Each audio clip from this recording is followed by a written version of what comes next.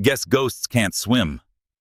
The words cut through the roar of rotor blades and storm winds like a blade through silk. Major Dean Mercer stands at the open door of the Blackhawk, one hand gripping the overhead rail, the other gesturing casually toward the black water below. Rain slashes sideways into the cabin. The red emergency light pulses, painting his face in crimson shadows. Lieutenant Commander Arya Locke kneels on the vibrating metal floor, wrists bound with military-grade nylon cord. Her uniform is soaked, not from the rain, but from something deeper. Older sweat calculation. 2 years of waiting compressed into this single moment. She doesn't look at the water. She looks at him. Her breathing follows a rhythm most people wouldn't notice in the chaos. 4 seconds in, 4 seconds hold, 4 seconds out, 4 seconds hold. Combat breathing. The kind soldiers learn when bullets are flying, and panic is a luxury no one can afford. Dean steps closer, boots heavy on the deck. You know what your problem was? His voice carries that edge of triumph men get when they think they finally won. You didn't stay buried. The helicopter banks hard left. Lake Erie spreads below them like spilled ink. White caps tearing across the surface in the November storm. No moon, no stars, just black sky, meeting blacker water. The pilot's voice crackles through the headset Dean wears. To drop zone, sir. The words are routine, professional. The pilot doesn't know he's complicit in murder. He thinks this is a training exercise. Arya's eyes flick to the small rectangular bulge in her inner jacket pocket. Less than a second. Back to Dean's face. Her expression doesn't change. Flat. Resigned. Defeated. Exactly what he expects to see. What he needs to see. People who are about to die should look scared. She's giving him the performance of a lifetime. And he doesn't even know he's watching theater. 2 years, Dean says, crouching down so they're eye level. Water streams off his helmet.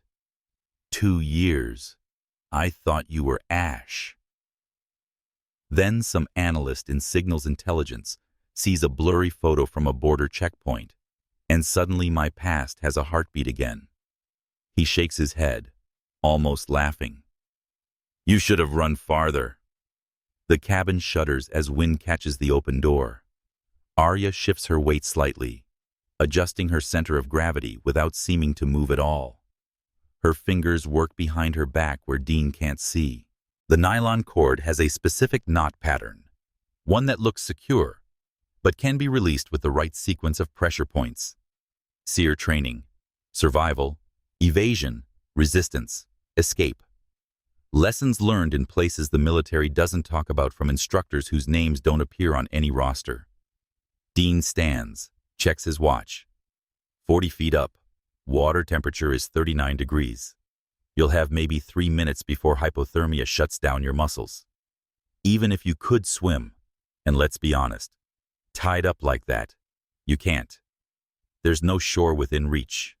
No boats, no witnesses. He pauses, savoring the words. Just cold and dark, and finally silence.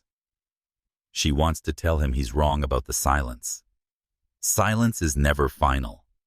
It's just the space between consequences. But Lieutenant Commander Arya Locke has said maybe 30 words in the past 48 hours, and she's not about to waste her voice on a dead man, because that's what Dean Mercer is now, even if he doesn't know it yet. The moment he decided to throw her off this helicopter, he signed his own execution order. The pilot's voice again. 1 minute, sir. Dean reaches down, grabs her arm. Not gently, but not rough enough to leave marks he'd have to explain later. Professional courtesy between killers. He pulls her to her feet. The helicopter lurches. She stumbles forward, playing the part, letting him think she's weak. Her boot catches on a tie-down strap. Perfect. Natural. He steadies her with one hand, walks her toward the open door. Wind screams into the cabin now, tearing at their clothes, stealing their breath. At the threshold, he leans close to her ear, has to shout over the storm. You know what the real tragedy is? If you just stayed dead, I might have felt bad about it, might have remembered the good parts, but now, he shakes his head. Now you're just a problem I'm solving. Her hand moves to her chest. Looks like she's trying to brace herself. Dean doesn't notice her fingers slip into the inner pocket. Press something small and hard. A button. A single click, lost in the thunder of rotors. 40 miles away in a war room buried under tons of concrete and steel. A frequency that shouldn't exist blinks once on a monitoring screen. Chief Warrant Officer Luis Vargas sees it, closes his eyes, whispers something that sounds like a prayer, but isn't. Dean pushes. Arya Locke falls backward into the storm. Her body tumbles once, twice, limbs loose, head tilted back. She looks like a rag doll thrown from a window.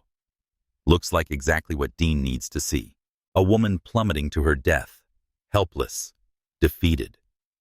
The splash is lost in the chaos of wind and water. Dean watches for 5 seconds, maybe 10. Long enough to be sure. Long enough to commit. Then he keys his headset. Drop complete. Return to base. The Black Hawk banks right. Rotors biting into the storm. Running lights disappearing into the clouds. Within 90 seconds, the sky is empty. Just wind and rain and waves pounding endlessly against nothing. Beneath the surface, Arya stops fighting the fall and starts controlling it. Her body knows what to do because she's done this before. Not from a helicopter, but from high platforms, from ships, from places where falling was the only option left.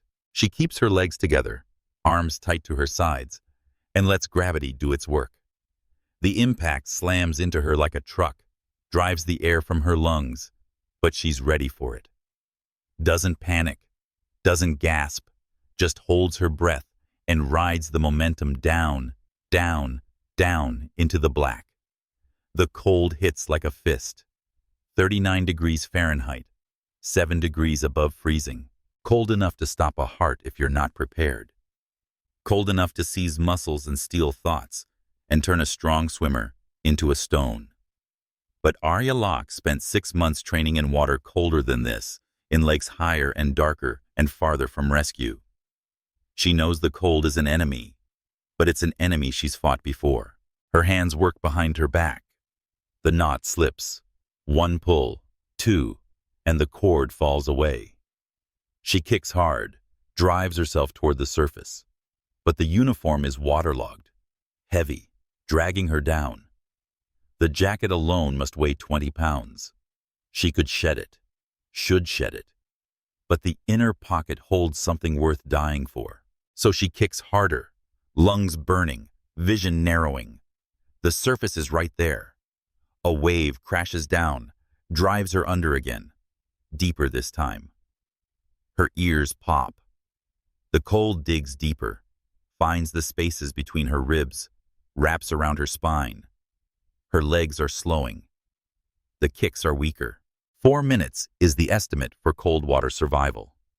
In the war room, Chief Vargas stands in front of a screen that shouldn't be active, watching a frequency that officially doesn't exist. General Nathan Cole walks up behind him, coffee in hand, reading glasses perched on his nose. Working late, Chief? Vargas doesn't turn around. Just monitoring routine channels, sir. Cole squints at the screen. That's not a routine channel. No, sir, it's not. What is it? Vargas takes a breath. This is the moment. The one he and Arya planned 3 years ago. Sitting in a bunker that's since been demolished. Writing protocols that were supposed to stay buried forever. He's about to detonate a bomb that'll tear through the chain of command like shrapnel. It's Emergency Protocol 07, sir. Also known as Erie Protocol. Cole sets his coffee down slowly. I don't recall authorizing any protocol with that designation. You didn't, sir. It was written and sealed by Lieutenant Commander Arya Lokach in 2022, filed under Contingency Operations, Eyes-Only Classification. The General's face doesn't move, but something behind his eyes shifts. Recognition, memory, maybe dread. Locke died 2 years ago. Base explosion. I signed the casualty report myself. Yes, sir, you did. So why is her protocol active? Vargas turns to face him. 20 years in uniform teaches you when to stand at attention and when to stand your ground. This is the second kind. Because she's not dead, sir. She's in the water. For 3 long seconds, the only sound in the war room is the hum of servers and the whisper of climate control. Then Cole says very quietly, "Explain." But before Vargas can answer, the screen changes. The frequency blinks again, twice this time, faster. A pattern, a code. Cole doesn't recognize it, but Vargas does. It's the sequence Arya promised she'd send if she made it to the surface alive. Underwater, Arya breaks through into air and noise and chaos. She gasps, chokes, spits lake water. The waves are brutal. 4-footers that slam into her face every few seconds. The shore is a dark line, maybe 200 yards away. Might as well be 2 miles. Her arms are lead. Her legs are worse. The cold has dug in deep now, shutting down circulation, stealing heat from her core. She's got maybe 5 minutes before her body gives up entirely. So, she starts swimming. Not fast, not pretty. Just mechanical, methodical strokes that eat up distance 1 yard at a time. She learned this in a pool in Virginia, in a facility that doesn't appear on maps, from instructors who taught her that survival isn't about being strong. It's about being stubborn, about refusing to quit even when every nerve in your body is screaming that quitting is the only sane option. Stroke, breathe, stroke, breathe. The rhythm is everything. Lose the rhythm and you lose your life. A wave hits her from the side, spins her around. She tastes blood. Bit her tongue without realizing it. Doesn't matter. Reset. Find the rhythm again. Stroke. Breathe. Stroke. Breathe. The shore gets closer, inch by inch, foot by foot. Her fingers scrape bottom. Rocks. She crawls forward on hands and knees, uniform streaming water, hair plastered to her face, collapses on the narrow strip of beach, lies there, just breathing, just alive. Then she sits up, reaches into her inner jacket pocket. The small rectangular object is still there, sealed in waterproof casing. She pulls it out. A steel card, maybe 3 inches by 2.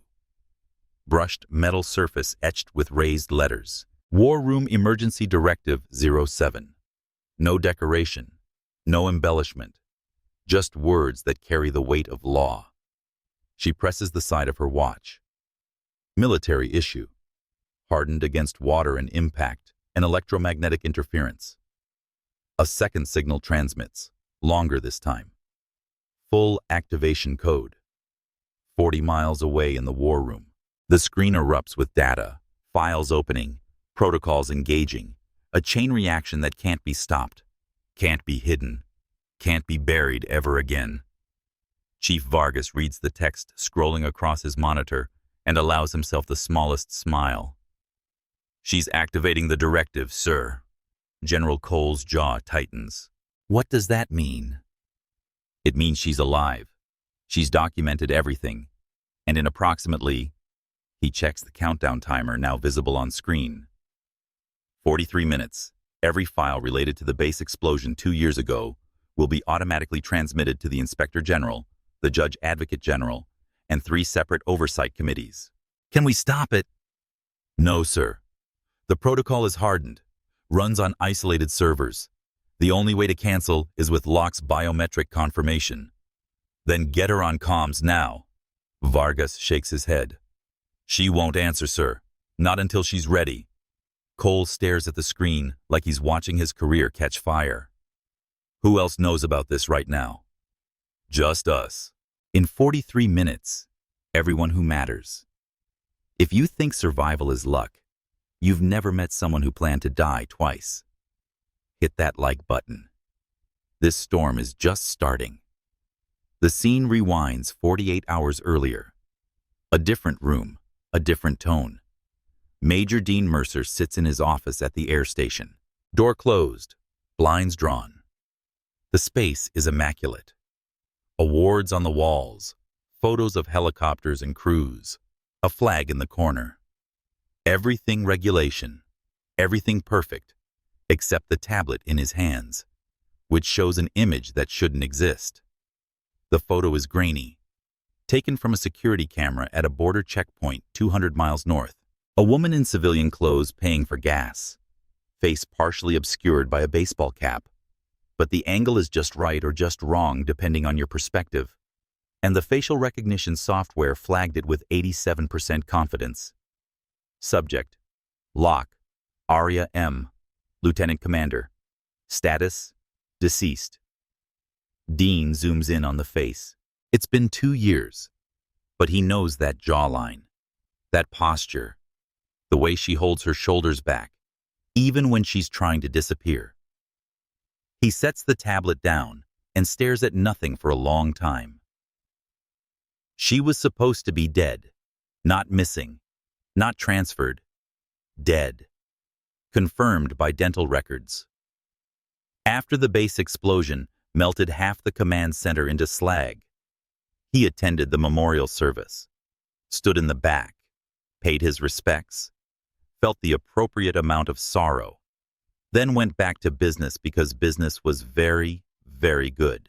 The explosion that killed Arya Lokach, that was supposed to have killed her, also destroyed a server room that contained approximately 8,000 files documenting equipment transfers that never quite happened. Helicopters that were listed as decommissioned but somehow ended up sold to private contractors. Parts manifests that didn't match inventory. Money flowing through channels that shouldn't exist. Dean Mercer built that system, maintained it, profited from it, and when Arya started asking the wrong questions, started pulling threads that would unravel everything, he made a choice, a hard choice, a necessary choice. He triggered the explosion himself, a faulty fuel line, a spark, a terrible accident that took 3 lives and buried 10,000 secrets. Except now, one of those lives is buying gas 200 miles north. And all those secrets are suddenly vulnerable again. He picks up his phone, scrolls through contacts, until he finds the one labeled requisitions. The number rings twice. A voice answers. "Yeah, it's Mercer. We have a problem." "Talk. Remember that logistics officer from 2022? The one in the explosion?" Silence. Then, "I remember a closed file. File's not as closed as we thought." More silence. Dean can hear the man thinking, calculating, weighing risks against rewards. Finally, "What do you need?" "Surveillance, full package. I'll send coordinates. Duration 48 hours. If I'm right, we'll need to move fast after that. And if you're wrong, then nobody hears about this conversation." The line goes dead. Dean sets the phone down and stares at the photo again.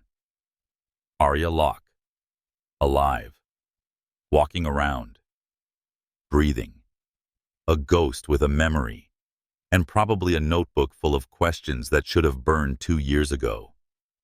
He should feel fear, should feel panic. Instead, he feels something close to admiration. She survived an explosion that killed 2 other people in the same room, survived being declared dead, survived 2 years of hiding.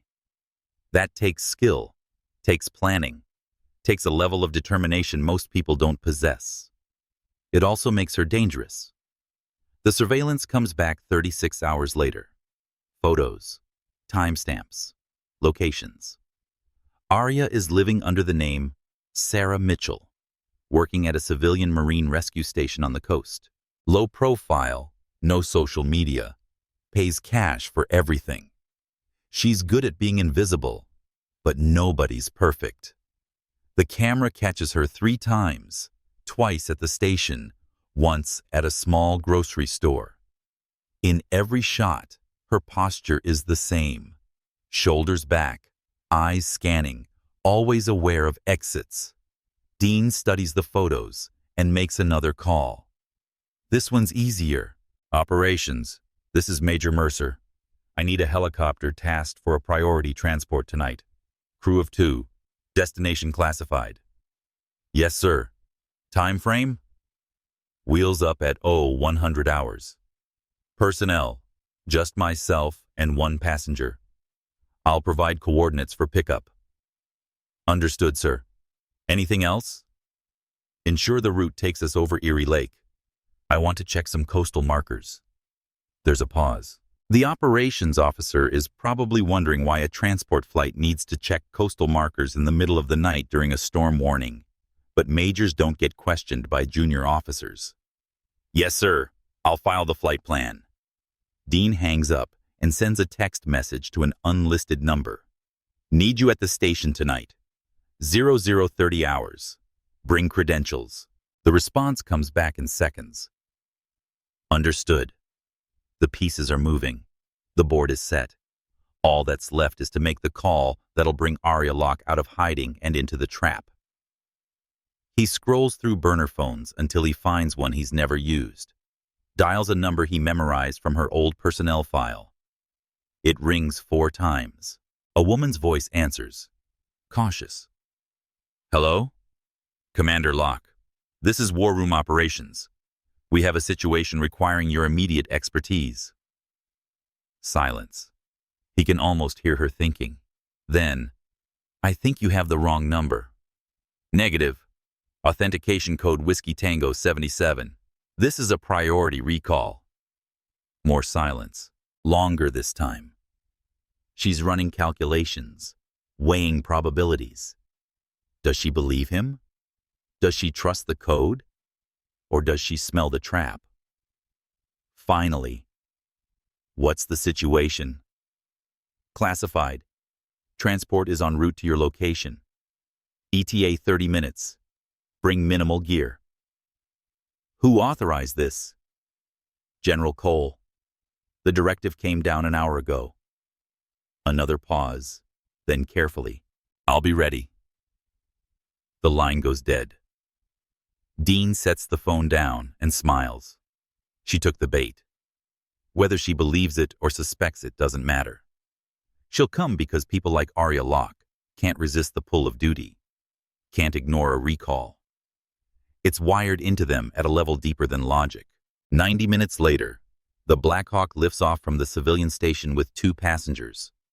The pilot flies the filed route northeast over land, then a turn west that'll take them over Erie Lake. Standard coastal navigation check. Nothing unusual, nothing worth remembering. In the cabin, Arya sits across from Dean. She's wearing a civilian jacket over dark clothes. No uniform, no insignia. Her face is calm, but her eyes never stop moving, cataloging, recording. She hasn't said a word since boarding. Dean waits until they're over the water to speak. How long have you known? She looks at him, doesn't answer. Come on, Arya. We're past pretending.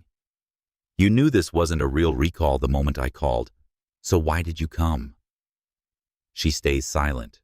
It's infuriating. He needs her to talk, needs her to confirm, needs something to justify what happens next. Was it worth it? He asks. 2 years hiding, 2 years looking over your shoulder, all for what? Some misguided sense of justice? Still nothing. Just those eyes watching him like he's a specimen under glass. He leans forward. The explosion wasn't personal. It was business. You were asking questions that would have ruined a lot of people. Good people. People with families and mortgages and futures. I did what I had to do. Finally, she speaks. 2 words soft enough, he almost misses them over the rotor noise. I know. You know. He laughs. That's it. That's all you have to say? What else is there? Her voice is flat, empty. You killed 2 people to cover your crimes. You tried to kill me. Now you're trying again. Words won't change that. No, he agrees. They won't.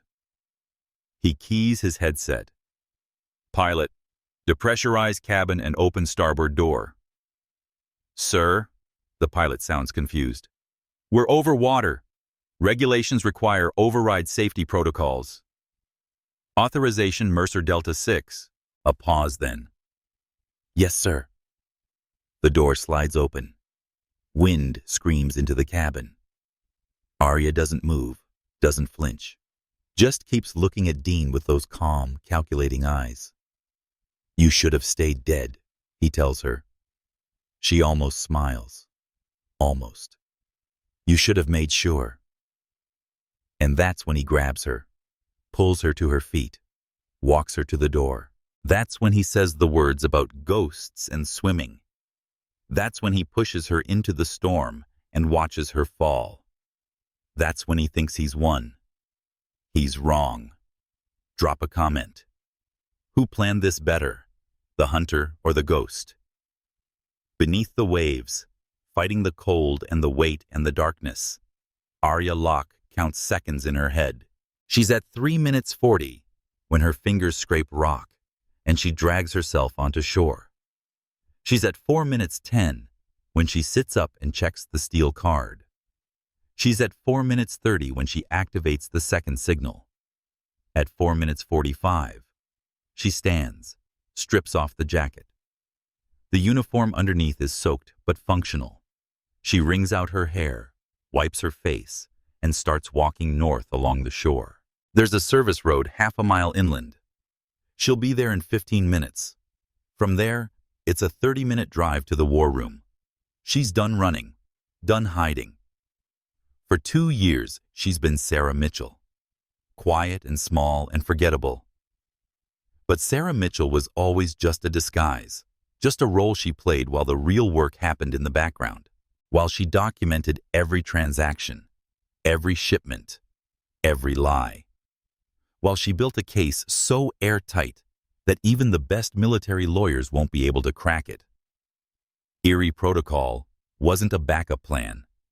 It was the plan, the only plan. From the moment she crawled out of that burning command center 2 years ago, covered in ash and blood, and knowing exactly who set the charges, she's been working toward this moment. The moment when Dean Mercer would feel safe enough to make a mistake. The moment when he'd come for her personally, leave evidence, commit a crime so blatant that even his protectors couldn't hide it. And he did. He came. He grabbed her. He threw her from a helicopter in front of a pilot who will testify over water that'll yield forensics. After making calls that left digital trails, he handed her everything she needed on a silver platter, and he doesn't even know it yet. The walk to the service road takes 12 minutes. A car passes. She flags it down. An elderly couple heading home from a late dinner. They see a woman in military uniform soaking wet and don't ask questions. Just offer her a blanket and a ride. She gives them an address 3 blocks from the war room entrance. Thanks them. Disappears into the night. At 03:45, she walks through the main gate. The guard on duty does a double take, reaches for his radio, then stops, sees her face, sees her posture, sees something in her eyes that makes him step aside. Ma'am. She nods once, keeps walking. The war room is 3 levels down through security doors that require biometric scans and codes that change every 6 hours. Arya knows all of them. She wrote most of them. This facility was her project 3 years ago, back when she was the youngest lieutenant commander in tactical operations, and the brass trusted her with systems that could coordinate airstrikes from Alaska to Argentina. They stopped trusting her when she started asking about missing equipment, started pulling financial records, started connecting dots that were supposed to stay scattered. So they sidelined her, reassigned her, and when that didn't work, when she kept digging, Dean Mercer made his choice. Bad choice. The final door opens.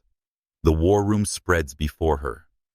Banks of monitors, tactical displays, communication stations, 20 people working the night shift. They all turn when she walks in. Water drips from her uniform onto the polished floor. Her boots squeak. Nobody speaks. Chief Vargas sees her first. His face doesn't change, but his hand moves to his chest just for a second. Relief, recognition, then back to professional neutral. Commander. General Cole stands by the main tactical display. Coffee cup frozen halfway to his mouth. He sets it down very carefully. You're dead. Filed that way, sir. Yes. The explosion. I survived. Obviously. His eyes flick to the steel card in her hand. Is that what I think it is? She holds it up so everyone can see. Emergency Directive 07. Authorization Lieutenant Commander Arya Locke. Activation timestamp 0317. Cole's face goes through several expressions in rapid succession. Shock, confusion, understanding, dread. You can't be serious. Completely serious, sir. That protocol was theoretical. A contingency we filed and forgot. You forgot? I didn't. She walks to the main console. Chief Vargas steps aside. She sets the card on the reader. The system chimes. Screens light up. Data starts flowing. Files, recordings, photographs, transaction logs. Everything she's been collecting for 2 years. Everything Dean Mercer thought was buried. And in the middle of it all, a voice recording from 90 minutes ago. Dean's voice clear as crystal. The explosion wasn't personal. It was business. The room goes silent. 20 people staring at the screens, at the evidence, at the ghost who just walked in from the storm. Arya turns to face General Cole. Sir, I'm formally accusing Major Dean Mercer of murder, conspiracy, theft of military property, and treason. The evidence is in the system. Erie Protocol has transferred tactical command authority to me pending investigation. Cole opens his mouth, closes it, opens it again. This is irregular. Yes, sir, it is. You've been gone for 2 years. I've been working, sir, building a case that'll stand up to any scrutiny. And tonight, Major Mercer attempted to kill me, threw me from a helicopter over Erie Lake. The pilot will confirm. The flight plan will confirm. The activation timestamp on this directive confirms. Cole looks at Chief Vargas. Is all this legal? Vargas nods. Directive 07 was properly filed and sealed. Commander Lockhatch had the authority to create it under contingency operations protocols. And sir, he gestures to the screens. The evidence is comprehensive. The general closes his eyes, breathes, opens them. Where is Major Mercer now? In the air, Arya says. Approximately 15 minutes from landing. We need to intercept him. Already done, sir. Base security has been alerted. He'll be met at the landing pad. Cole stares at her for a long moment, then quietly. You planned all of this? Yes, sir. Even getting thrown from the helicopter? Especially that. You could have died. But I didn't. He shakes his head, something like respect flickering across his face. Welcome back, Commander. Let's go arrest a traitor. The Black Hawk touches down at 0358.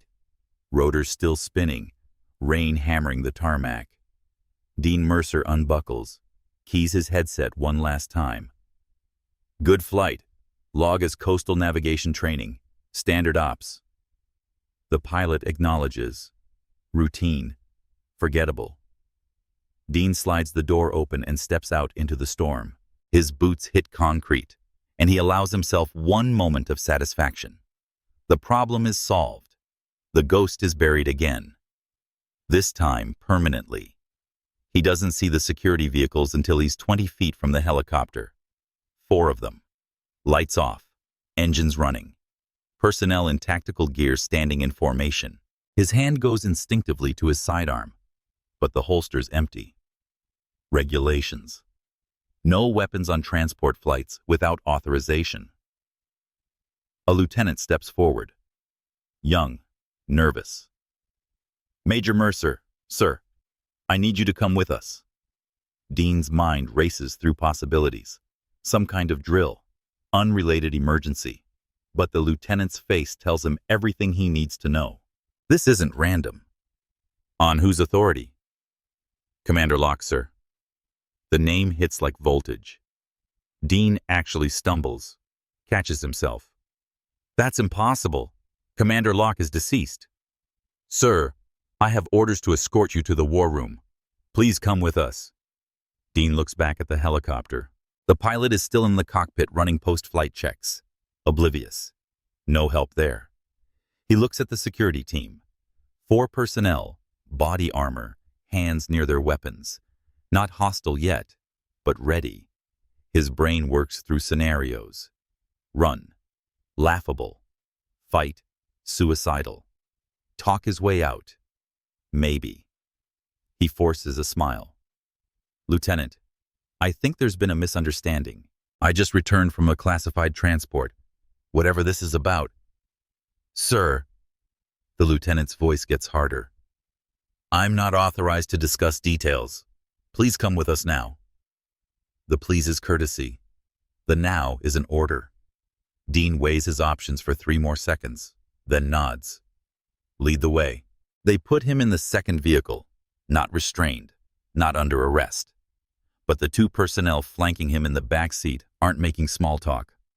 The convoy moves through the base, away from the flight line, toward the command sector, toward the war room.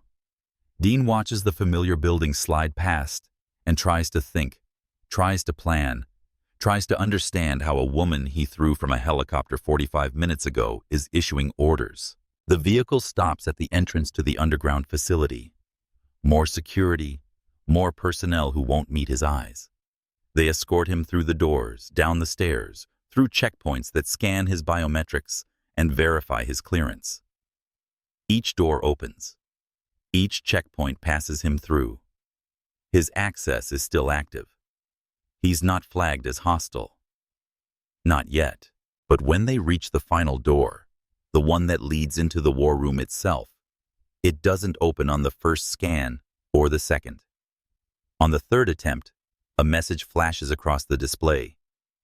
Authorization pending. Stand by. Dean feels sweat forming despite the climate-controlled temperature. Authorization pending. That means someone inside is manually controlling access. Someone who wants him to wait, to think, to understand that he's not walking into this room on his own terms. The door opens. The war room spreads before him, and every person inside turns to look. 20 pairs of eyes, 20 expressions ranging from shock to confusion, to something that looks uncomfortably like satisfaction. The main tactical display is live, showing data he doesn't recognize.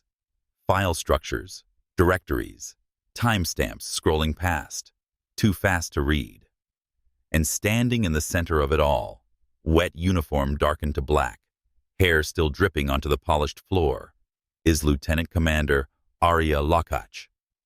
Dean stops walking. Can't help it. His brain refuses to process what his eyes are showing him. She's dead.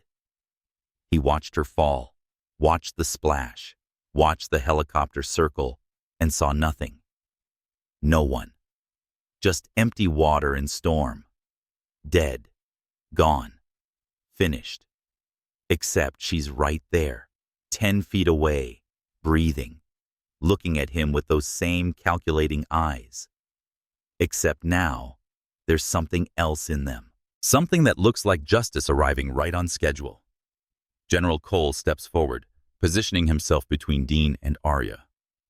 Major Mercer, you're being detained pending investigation into multiple charges, including murder, conspiracy, and treason. The words hit in sequence. Murder, conspiracy, treason. Dean's training kicks in. Deny, deflect, demand counsel. Sir, I don't know what's happening here, but I've done nothing. You threw me from a helicopter. Arya's voice cuts through his protest like wire through flesh. 43 minutes ago over Erie Lake, water temperature 39 degrees. You said, and I quote, "Guess ghosts can't swim." Dean's mouth opens. Nothing comes out. She's quoting him. Word for word. How? No recorder, no witness. Just the two of them and the storm. And she holds up something small. Silver waterproof casing. Voice-activated recorder sealed to my chest with surgical adhesive. Broadcast range 3 miles. Chief Vargas has been listening since you picked me up. She pauses. Want to hear your confession again? Chief Vargas keys a control. Speakers throughout the war room come alive with Dean's voice, tinny but clear. The explosion wasn't personal. It was business. You were asking questions that would have ruined a lot of people. Dean feels the floor tilt. His own words, his own admission, recorded, broadcast, witnessed. He looks around the room at the shocked faces, the knowing looks, the security personnel shifting their stances. No one's on his side. No one's confused about what they're hearing. The recording continues. His voice. I did what I had to do. Arya's voice. You killed 2 people. His voice. Words won't change that. Vargas stops playback. The silence afterward is somehow louder than the recording. Dean wants to argue, wants to explain context, wants to claim it was taken out of sequence or edited or fabricated, but he can see the timestamp on the file, can see the authentication codes, can see his own career dissolving in real time. General Cole's voice is granite. Major Mercer, you're hereby relieved of command. Security will escort you to holding pending court-martial. Sir. Dean's voice cracks. He clears his throat, tries again. Sir, you don't understand. There are circumstances, classified operations, things I can't discuss in open forum. Then you'll discuss them with the Judge Advocate General. There are other people involved, people with authority, people who... What? Arya steps forward now. She's holding something else. The steel card. She sets it on the console in front of Cole. People who authorized illegal equipment transfers. People who profited from selling military assets to private contractors. People who helped you cover up 3 murders. Dean's face goes white. How did you? 2 years? Her voice is quiet, controlled. But there's an edge underneath. 2 years documenting every transaction, every shipment, every fake requisition form, every falsified inventory report. You thought the explosion destroyed the evidence. It destroyed 1 server. I had backups in 4 locations you didn't know existed. She gestures to the main display. Files populate. Hundreds of them. Thousands. Transaction logs. Photographs of shipping containers. Manifests that don't match. Money trails threading through shell companies and offshore accounts. Tower 4 wasn't just you. It was a network. 6 officers, 3 contractors, 2 supply clerks, all thinking they were too smart to get caught. Dean's legs feel weak. He locks his knees to stay upright. You can't prove any of that. Actually, Chief Vargas pulls up another file. We can. Commander Locke embedded authentication markers in the original financial system. Every transaction that went through your network got tagged with metadata the participants didn't know existed. We've got digital signatures, IP addresses, access logs showing exactly who touched what files and when. Arya moves to the display, touches the screen. Names appear. Dean recognizes all of them. Colonel Marcus Webb, Supply Chain Oversight, signed off on 16 shipments that never reached their destinations. Another touch. Warrant Officer Kyle Preston, Logistics, altered 14 manifests to hide missing equipment. Another. And you, Major, Central Coordinator, the one who decided an explosion was easier than answering questions.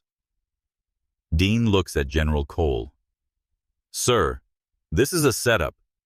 She's been gone for 2 years. How do we know she didn't fabricate all of this? How do we know? Because I watched her build it. Varga's voice is steady, certain. 3 years ago, Commander Lockhart came to me with concerns about irregularities in supply chain reporting. She asked me to help her create a monitoring system, a protocol that would activate if anything happened to her. I thought it was paranoia. Turns out she was right. Cole picks up the steel card, examines it. Eerie protocol. I remember now.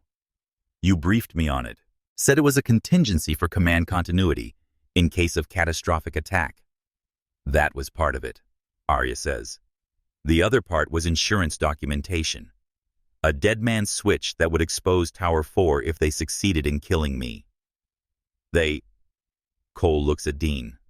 Who else? Dean says nothing. Knows anything he says now will be used against him. Knows his best move is silence and a lawyer. But Arya doesn't need him to talk.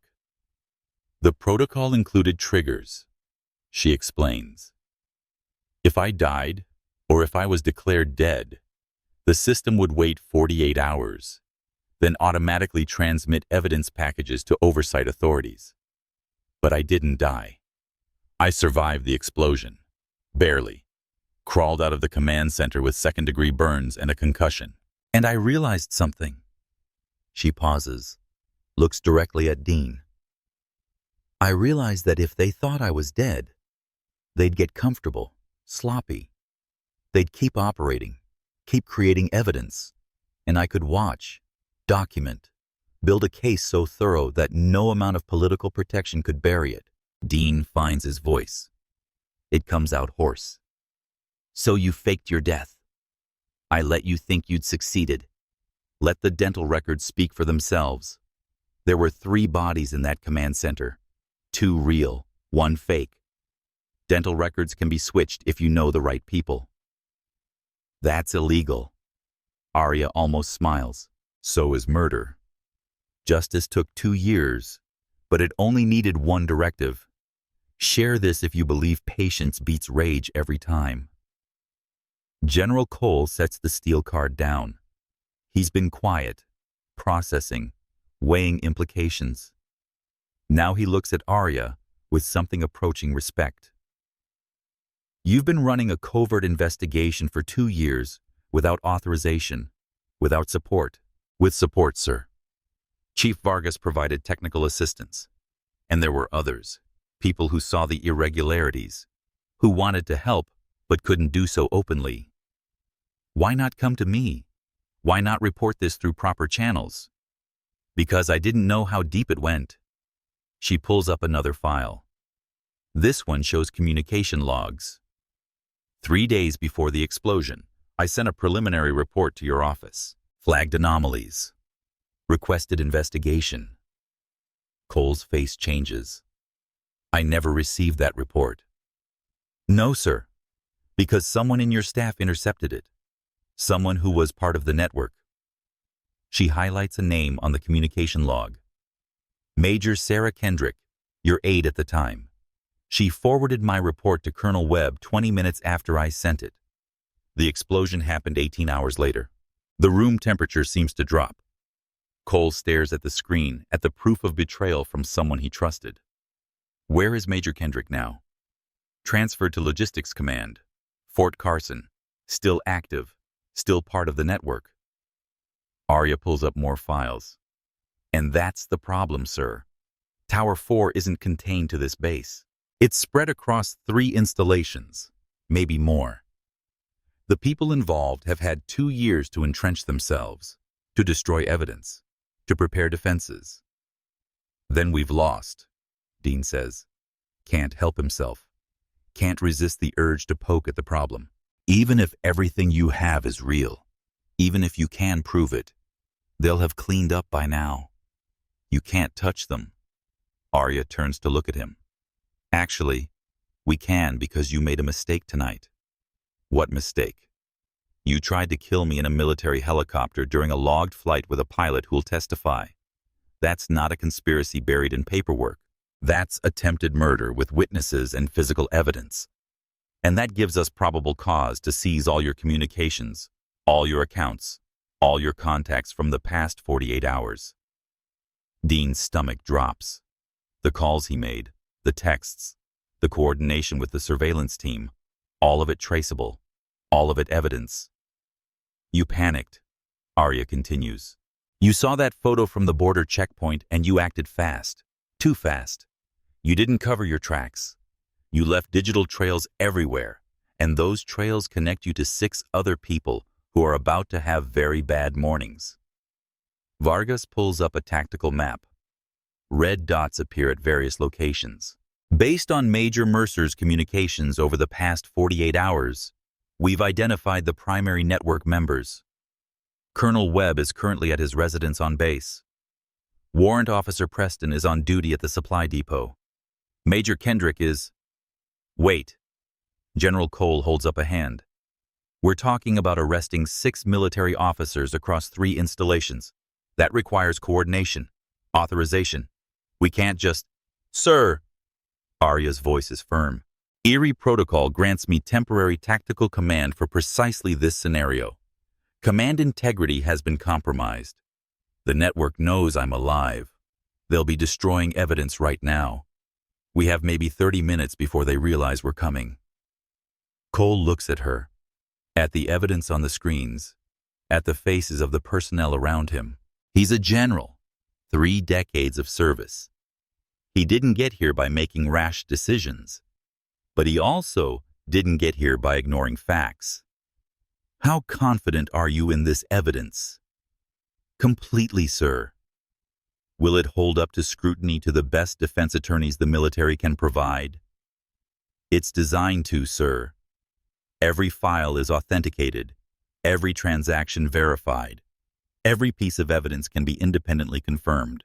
Cole takes a breath, lets it out slowly. Chief Vargas, send flash alerts to the provost marshals at Fort Carson and Fort Hood. Priority detention orders for all individuals on Commander Locke's list. Coordinate with base security for local arrests. Yes, sir. And someone get Commander Locke a dry uniform. She looks like she swam here. Arya almost smiles. Actually, sir, I did. The war room transforms into controlled chaos. Vargas coordinates with security forces. Tactical teams deploy. Communications fly between installations. Dean watches it happen from his position by the door. Security personnel on either side of him. His network. The system he built. The operation he coordinated for 3 years dismantles itself in real time. 40 minutes. That's how long it takes. 40 minutes from Arya walking into the war room to 6 arrests across 3 states. Colonel Webb is pulled from his bed at 0432. Warrant Officer Preston is detained at his duty station. Major Kendrick is intercepted at the Fort Carson main gate. Her car loaded with boxes that turn out to contain shredded documents and 3 hard drives. The contractors are harder. Civilians don't fall under military law, but they're part of the evidence chain. And by 0515, federal marshals have warrants for their arrest on charges of theft of government property and conspiracy. 2 are picked up at their homes. The 3rd tries to run, makes it to the airport before FBI agents find him in the international terminal with a one-way ticket to the Cayman Islands. Dean watches the updates scroll across the war room displays, watches his carefully constructed empire collapse, and part of him, a small, bitter part, has to admire the precision of it. Arya didn't just survive. She didn't just collect evidence. She orchestrated a simultaneous takedown across multiple jurisdictions with military efficiency. She planned this every step. From the moment she crawled out of that burning command center, she was planning this. General Cole appears beside him. Major Mercer, you're being transferred to confinement. Court-martial proceedings will begin within 72 hours per regulation. You have the right to military counsel. Do you understand? Dean nods. Doesn't trust his voice. Good. One more thing. Cole leans in slightly. His voice drops. Commander Lockhatch asked me to tell you something. She said you'd understand. He pauses. She said cold water survival time at 39 degrees is approximately 4 minutes. I trained for 6. The words hit Dean harder than handcuffs. She prepared for everything, including being thrown from his helicopter. She anticipated his moves before he made them. She was always 3 steps ahead, and he never saw it. Security leads him out. The last thing he sees before the door closes is Arya standing at the main console, still in her wet uniform, directing operations like she never left. Like the 2 years underground were just an intermission. Like this was always how it was going to end. The door closes. Dean is gone. And Arya allows herself one moment, just one, to close her eyes and breathe. Her hands are shaking, adrenaline crash. She's been running on fumes and willpower for the past hour. The swim, the cold, the confrontation, it's all catching up. Chief Vargas appears at her elbow with a mug of coffee. You should sit down, Commander. Can't. Not yet. She takes the coffee, burns her tongue on the first sip, but doesn't care. The heat feels good after the lake. Status on the evidence packages transmitted to the Inspector General? JAG and 3 oversight committees at 0445. Confirmed receipt on all channels. Media blackout in place. Public Affairs is coordinating with the base commander. Official statement will go out at 0700. She nods, drinks more coffee. Her brain is trying to slow down, trying to switch from combat mode to recovery mode, but there's still work to do. What about Tower 4? Vargas pulls up a file. That's the interesting part. When we seized Kendrick's car, we found a communication device encrypted. She'd sent a message approximately 15 minutes before arrest. He highlights text on screen.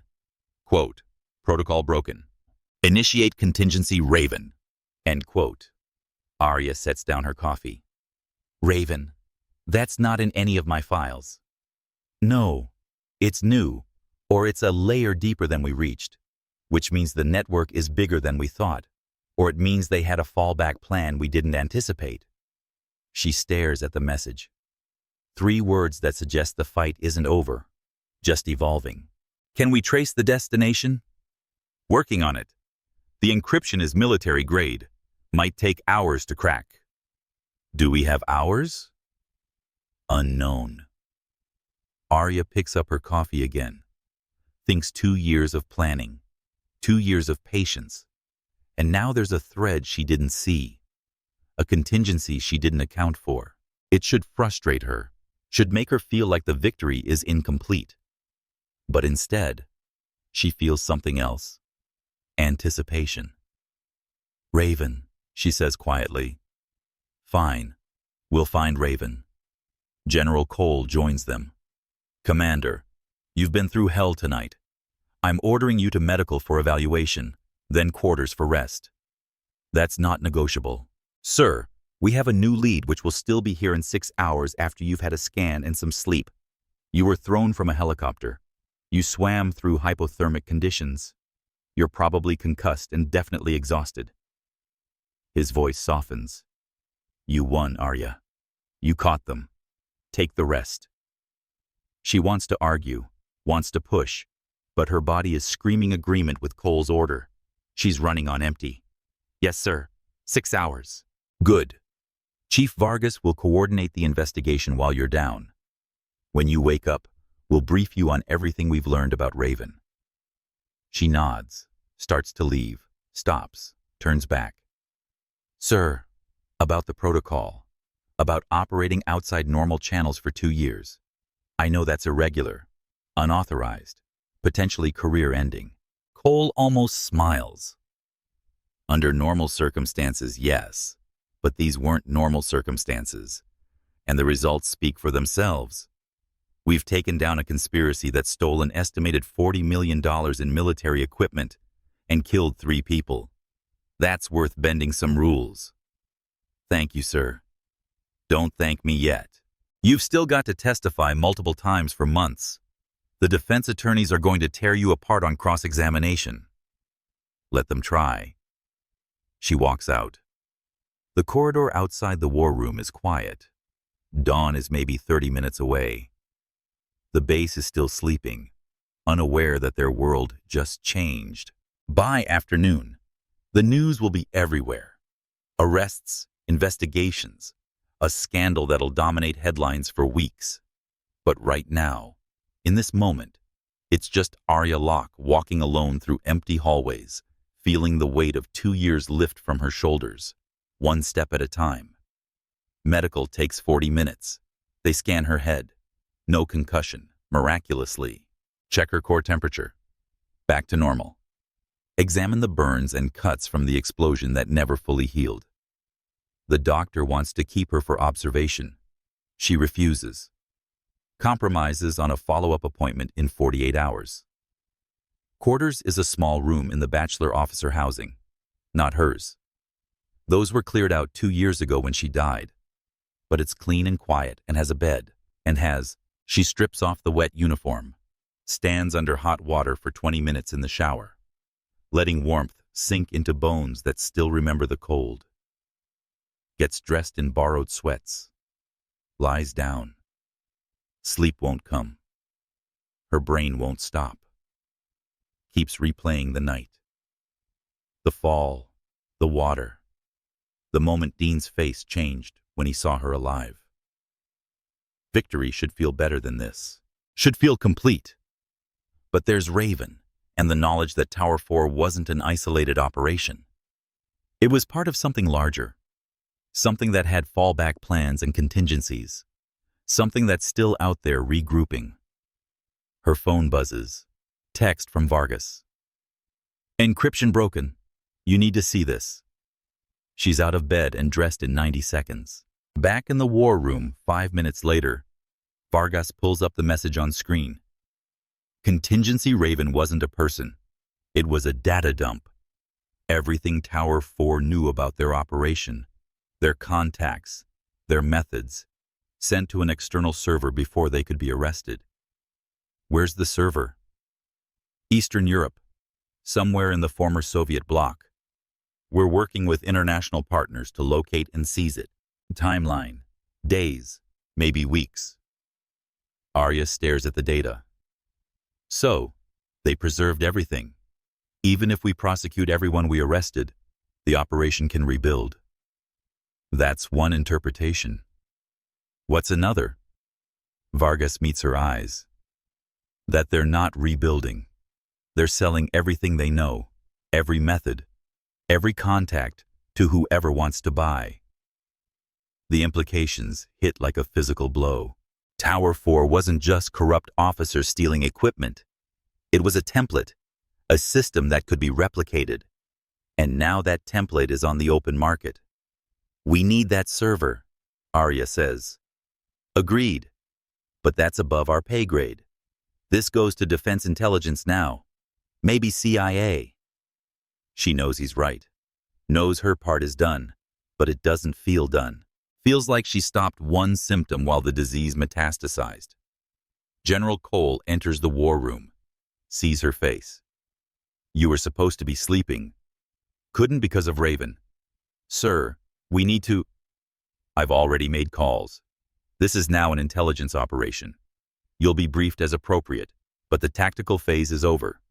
Your job now is testimony and recovery. With respect, sir, my job is stopping threats to military integrity. And you did. You stopped Tower 4. Raven is someone else's problem. She wants to argue. Wants to point out that drawing lines between problems is how Tower 4 existed in the first place. Everyone thinking it was someone else's responsibility. But she's also a lieutenant commander talking to a general, and there are limits to how far protocol can bend. Yes, sir. Cole studies her. You don't agree? I think the mission isn't complete. The mission you set out to accomplish, exposing Tower 4, is complete. What comes after is a different mission, one you're not equipped or authorized to handle. He's not wrong. Deep down, she knows he's not wrong, but it still tastes like failure. Get some rest, Commander. Real rest. That's an order. She salutes, leaves. But instead of going back to quarters, she finds herself walking to the base perimeter. Dawn is breaking now, pink and gold spreading across the horizon.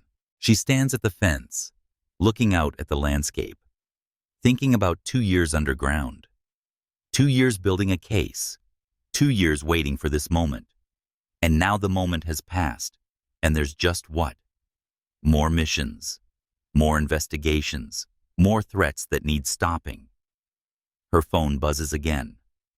Unknown number. She answers cautiously. Locke. A voice she doesn't recognize. Male, accented. Commander Locke, congratulations on your victory. Her hand tightens on the phone. Who is this? Someone interested in your methods. Tower 4 was impressive. Crude but effective. The protocol you designed. Eerie. Yes. Shows real sophistication. If you're part of Raven, I'm part of something much larger than Raven. Tower 4 was one node in a network that spans continents. You cut the node. Well done. But the network remains. Then I'll cut the network. The voice laughs soft, almost friendly. Will you? You just spent 2 years targeting 6 people. How long do you think it takes to target 600? The line goes dead. Arya stands frozen, staring at the phone. 600. The number could be exaggeration, could be psychological warfare. Or it could be true. Could be that Tower 4 wasn't an isolated conspiracy. It was a franchise, a business model, one branch of something vast and patient and deeply embedded. She thinks about the explosion, about the 2 people who died, about the months spent hiding, documenting, building her case, about the moment of triumph when Dean was arrested. All of it suddenly feels small, insufficient. A battle won in a war she didn't know was happening. Her phone rings. Vargas. Commander, we've identified the server location. Berlin. German authorities are preparing to raid. Should have the data within 12 hours. Copy that. You okay? You sound distant. Fine. Just thinking about next steps. Vargas is quiet for a moment. Commander, you need to rest for real this time. Let the system work. You built the case.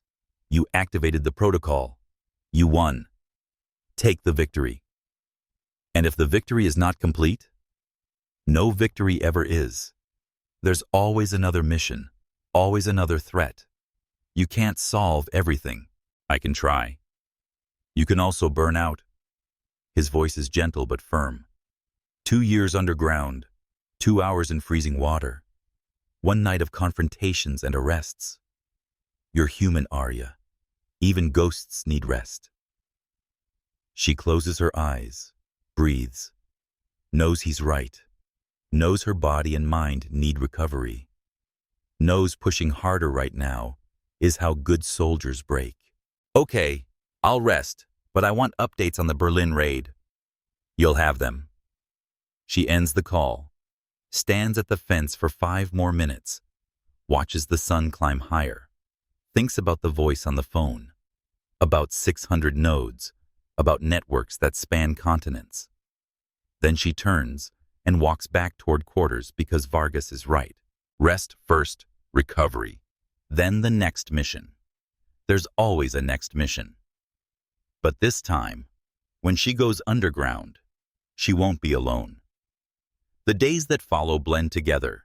Medical evaluations, debriefs, testimony preparation.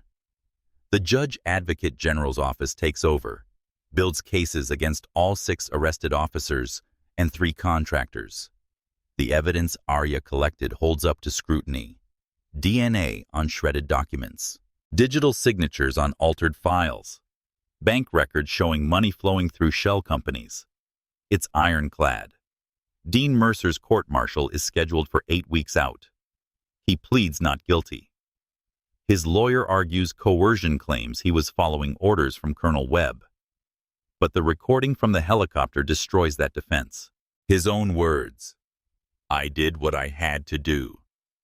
No ambiguity, no wiggle room. The military justice system moves slowly, but it moves. By week 3, 2 of the contractors accept plea deals. By week 5, Warrant Officer Preston cracks under interrogation and provides testimony against the others.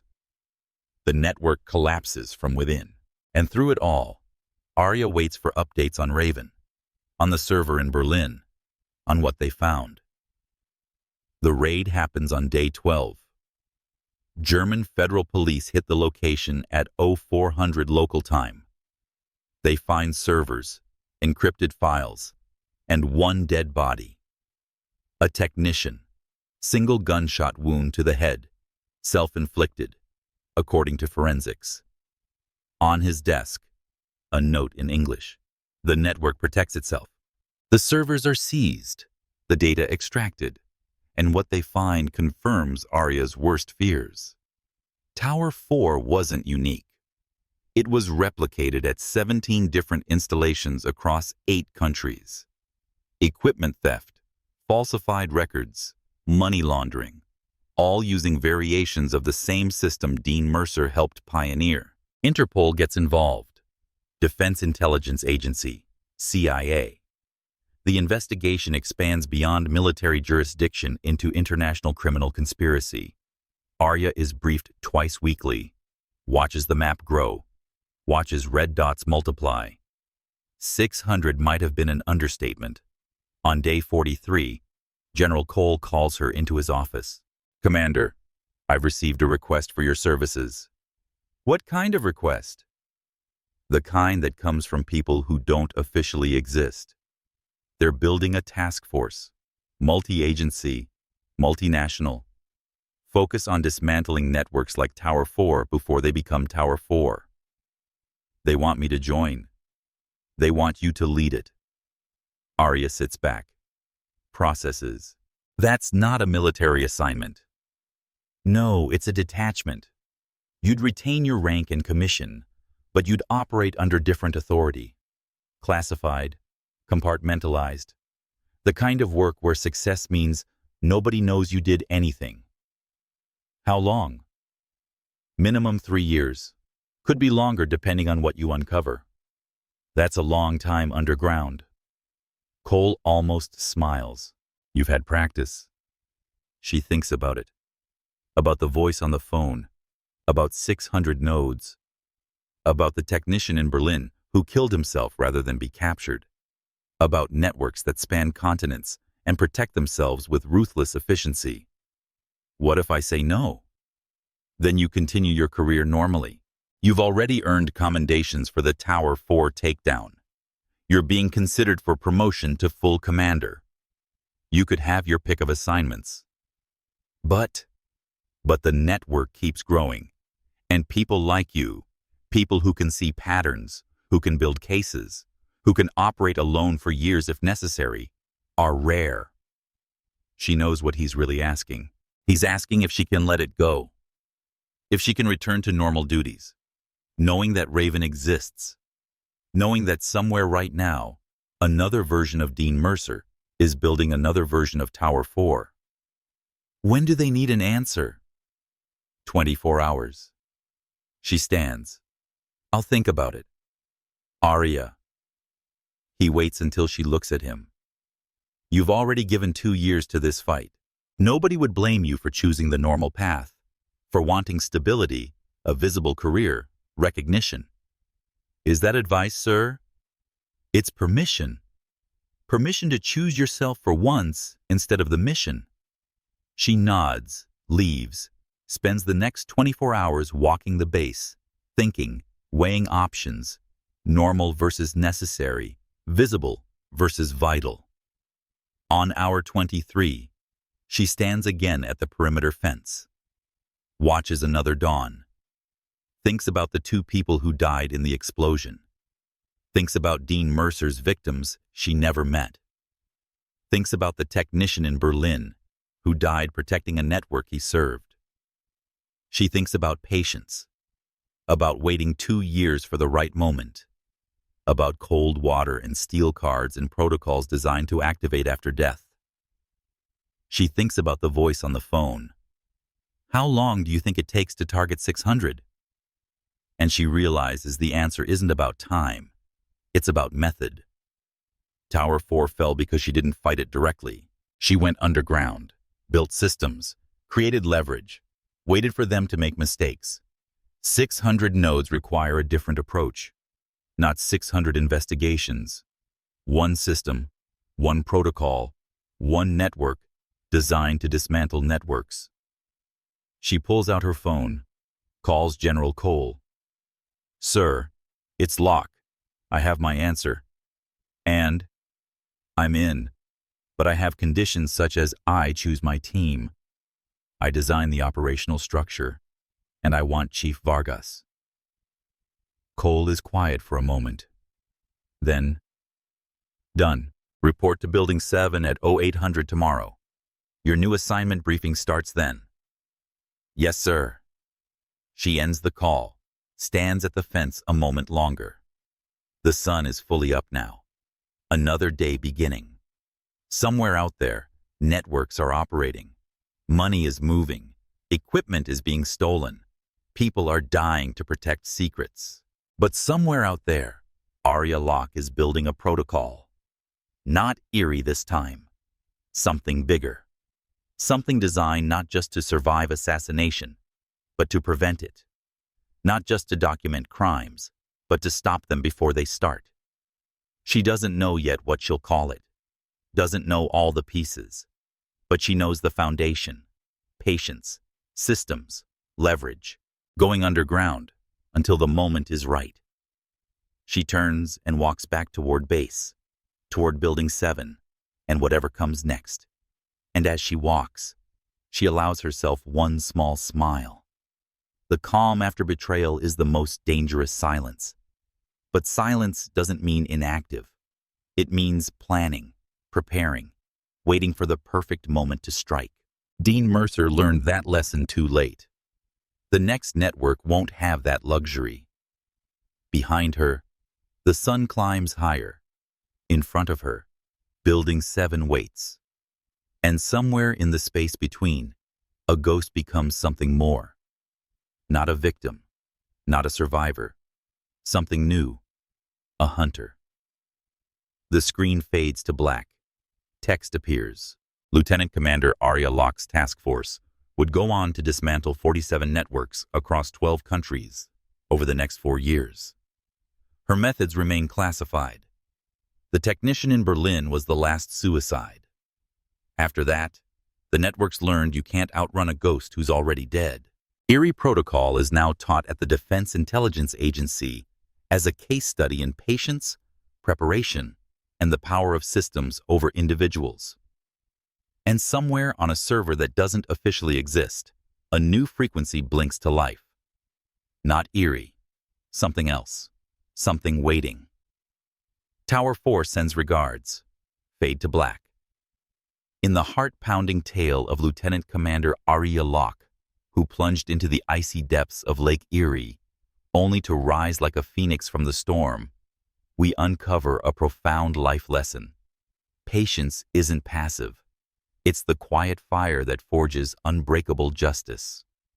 For 2 agonizing years, Arya hid in the shadows, her heart scarred by betrayal and loss, meticulously weaving a web of evidence while the world mourned her as dead. She didn't lash out in rage. Instead, she breathed through the cold, stroked through the waves, and waited for the perfect moment to strike. This isn't just survival. It's a raw, emotional reminder that true strength blooms in silence, in the spaces between pain and triumph. When life throws you from the helicopter of despair, betrayal by friends, failures that bury you alive, or dreams drowned in doubt, remember Arya's combat breath. Hold steady, plan deeply, and let time expose the truth. Her victory wasn't luck. It was the tear-streaked resolve of a ghost who refused to stay buried. It tugs at your soul, doesn't it? That ache of holding on when quitting feels easier. The sweet release when justice finally surfaces. In your own storms, embrace patience as your deadliest weapon. It turns victims into victors, turning the tide one calculated breath at a time. What about you? Has patience ever saved you from the depths, or are you fighting your own Tower 4 right now? Drop your stories in the comments below.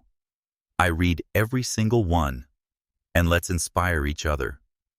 If this hit home and fired up your spirit, smash that like button, hit subscribe, and ring the bell for more epic tales of resilience that'll leave you breathless and empowered. Who's ready to rise from their own lake? Let's go.